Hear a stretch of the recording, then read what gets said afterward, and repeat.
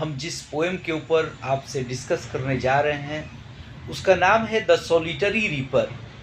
एक बहुत ही खूबसूरत पोएम है जिसे विलियम वर्ड्सवर्थ ने रचा है। और इससे पहले कि हम लोग इस पोएम की शुरुआत करें, आपको मैं बताते चलूं कि ये जो पोएम है द सॉलिटरी रीपर, ये एक बैलेड है।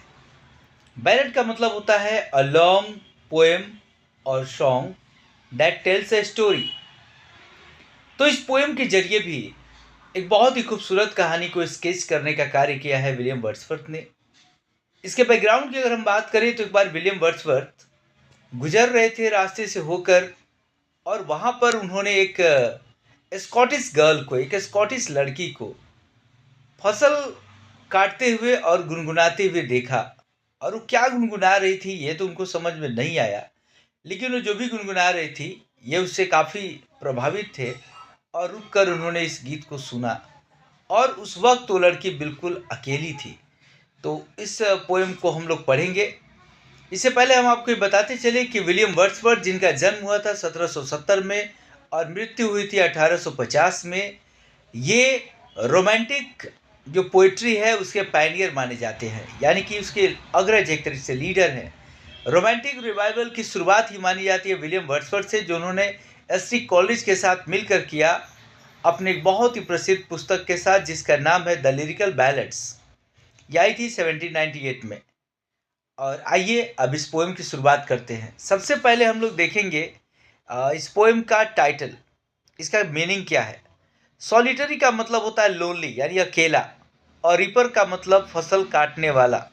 जैसा मैंने स्टोरी के माध्यम से, इसके थोड़े से जिस्ट के माध्यम से आपको समझाने का प्रयास किया कि यहाँ पर ये एक लड़की की बात हम कर रहे हैं, तो द सॉलिटरी रीपर का मतलब यहाँ पर हुआ फसल काटने वाली। ठीक है, तो आइए पोएम को पढ़ते हैं, समझते हैं। बिहोल्ड हर, बिहोल्ड का मतलब होता है ध्यान से देखना। कवि कहते हैं बिहोल्ड हर, उसे जरा ध्यान से देखिए। सिंगल इन द फील्ड, जो खेत में अकेली है, या फील्ड का मतलब है खेत। यॉन सॉलिटरी हाईलैंड लॉस, वो बिल्कुल ही अकेली स्कॉटलैंड की पहाड़ियों से ताल्लुकात रखने वाली लड़की। हाईलैंड ऊंचे पहाड़ी क्षेत्रों को कहते हैं, और लास का यहाँ मतलब होता है गर्ल। ठीक है, तो एक पहाड़ी क्षेत्र से ताल्लुकात रखने वाली वो लड़की बिल्कुल अकेली खेत में है, उसे ज़रा ध्यान से देखो तो सही। और क्यों पोएट कह रहे हैं ध्यान से देखो, ये अगली लाइन में आपको स्पष्ट होगा। पोएट कहते हैं ripping and singing by her self, जो काट रही है फसलों को और खुद से ही गुनगुना रही है, कुछ गा रही है, जरा उसे देखो तो सही। रिपिंग का मतलब होता है फसल की कटाई करना, सिंगिंग बाय हर सेल्फ यानी खुद ही गाना। ठीक है, और कभी आगे लिखते हैं स्टॉप हियर और जेंटली पास। कहते हैं कि या तो यहाँ रुक जाओ, या फिर अगर तुमको गुजरना है ना तो धीरे से गुजरो, ताकि उस लड़की को जरा भी कोई डिस्टर्बेंस ना हो। ठीक है, कवि का भाव समझिए। वो इतना ज़्यादा उसके गीतों पे मंत्रमुग्ध है कि वो कहना चाह रहे हैं कि या तो रुक के उस गीत को सुनो, या फिर जा ही रहे हो तो किसी भी परिस्थिति में उसे डिस्टर्ब न करो।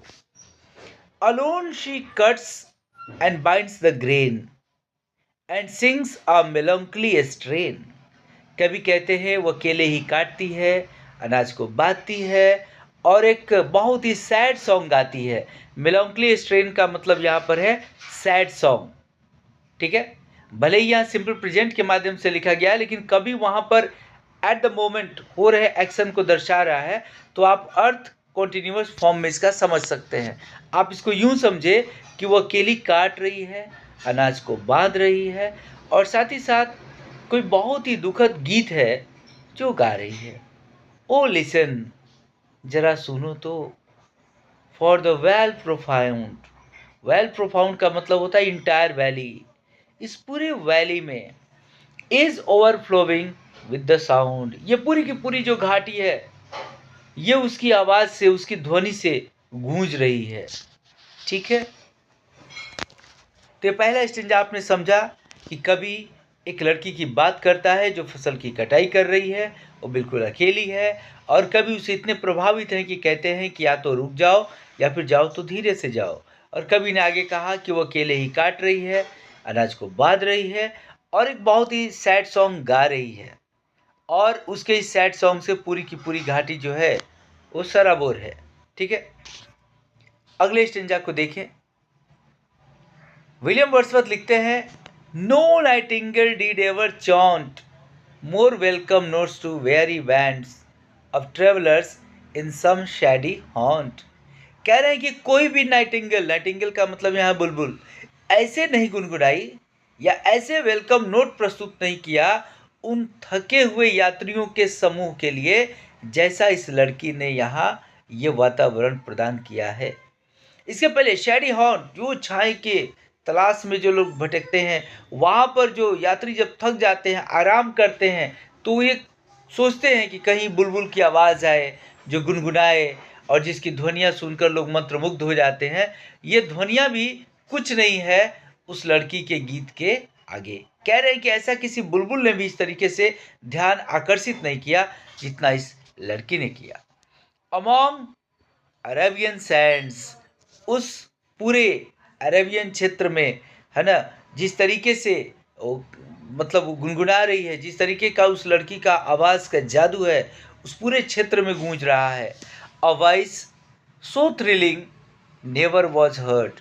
कह रहे हैं कि ऐसी रुचिकर आवाज़, ऐसी रोमांचक आवाज़ कभी ने इससे पहले कभी नहीं सुनी थी। ठीक है, और ये अरेबियन सैंड्स का मतलब आप समझ रहे हैं ना, द डेजर्ट ऑफ अरेबिया, अरब का रेगिस्तान। कह रहे हैं कि उस अरब के रेगिस्तान में जहाँ छाई की तलाश में कहीं पे लोग बैठकर वो नाइटिंगेल की आवाज़ सुनना भी अगर चाहते हैं ना, तो आवाज़ भी शायद इतना मंत्रमुग्ध नहीं की होगी जितना किसने किया, उस लड़की की आवाज़ ने।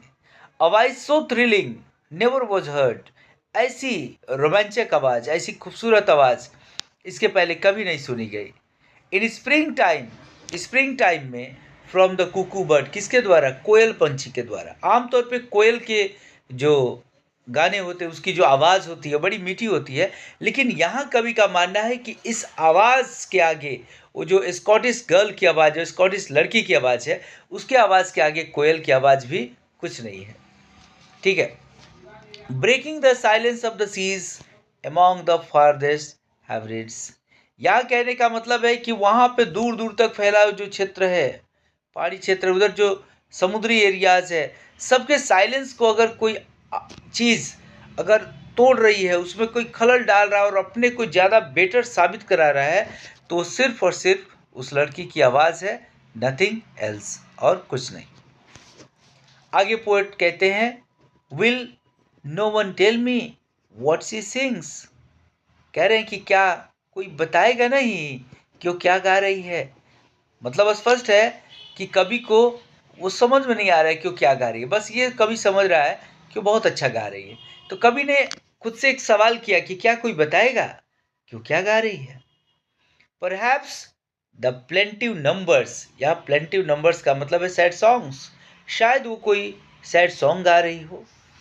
Flow for old unhappy far of things, शायद उसके वो दिल की एक स्वतः प्रस्तुति हो किसी पुराने, दुखद या गुजरी हुई चीज़ को लेकर। एंड बैटल्स लॉन्ग अगो, या फिर किसी ऐसी जद्दोजहद को लेकर, किसी ऐसी लड़ाई को लेकर जो पहले हुई थी, उसको लेकर वो लड़की दुखी हो, शायद वो गा रही हो। और इज इट सम मोर अम्बल्ले, या फिर हो सकता है ये कोई बहुत ऑर्डिनरी सॉन्ग ही हो, मुझे समझ में नहीं आ रहा, लेकिन उसके जेस्चर से लग रहा है कि ये आवाज़ वो बता रही है कि ये कोई सैड सॉन्ग है। अम्बल्ले का यहाँ मतलब है ordinary song. Familiar matter of today, या फिर हो सकता है आए दिन, दिन प्रतिदिन के जो हमारे परिचित मामले होते हैं उसके बारे में गा रही हो।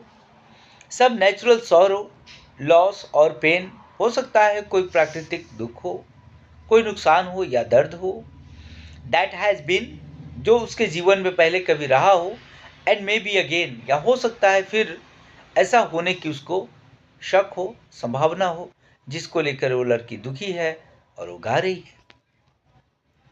What ever the theme, the मैडन song चाहे जो कोई भी गीत हो जो उस युवा लड़की ने गाया, मैडन का यह मतलब है युवा लड़की, गीत चाहे उसका सब्जेक्ट मैटर चाहे जो हो, इट डजंट मैटर, लेकिन जो उस युवा लड़की ने गाया, as if her song could have no ending, ऐसा लग रहा था जैसे उसके गीत का कोई अंत ही न हो, बस यूं ही गाती रहे और हम उसे सुनते रहें, दुनिया वाले सुनते रहें, और उस इमोशन का कोई लिमिट नहीं था। That was limitless, ultimate performance of the sad song that was being performed by that particular girl, amazing. कभी आगे लिखता है, I saw her singing at her work, मैंने उसे तब देखा जब वो काम करते हुए गा रही थी, and over the sickle bending, sickle का मतलब होता है हंसिया, और झुककर हंसिए से फसल काट रही थी, और उस वक्त गा रही थी जब मैंने उस लड़की को देखा। आई लिसन, मैं सुना, मोशनलेस एंड स्टिल, और पूरी तरीके से ऐसा लगा जैसे मैं गतिविहीन हो गया, शांत, बिल्कुल कोई गति नहीं रही हमारे अंदर। उस गीत को सुनने के बाद मैं उस गीत में खो गया। And as I mounted up the hill, और फिर जब मैं स्कॉटिश पहाड़ियों से होकर ऊपर चढ़ने लगा, the music in my heart I bore long after it was heard no more, तो ऐसा लगता था कि वो जो म्यूजिक है वो मेरे हृदय में बसा रहा, मेरे साथ ही रहा बहुत दिनों बाद भी, जबकि वो आवाज़ मुझे सुनाई नहीं देती थी क्योंकि मैं दूर हो गया, लेकिन वो जो मैंने पहले आवाज़ जो सुनी हुई थी, ऐसा लगा कि वो आवाज़ अभी भी मेरे साथ है। तो ये बहुत ही खूबसूरत पोएम जो अभी अभी हमने पढ़ा, जिसका नाम था, या कह सकते हैं कि जिसका नाम है द सॉलिटरी रीपर, जिसके रचयिता हैं विलियम वर्ड्सवर्थ। उम्मीद करता हूँ कि ये पोएम पूरी तरीके से आपको समझ में आई होगी। Thank you so much.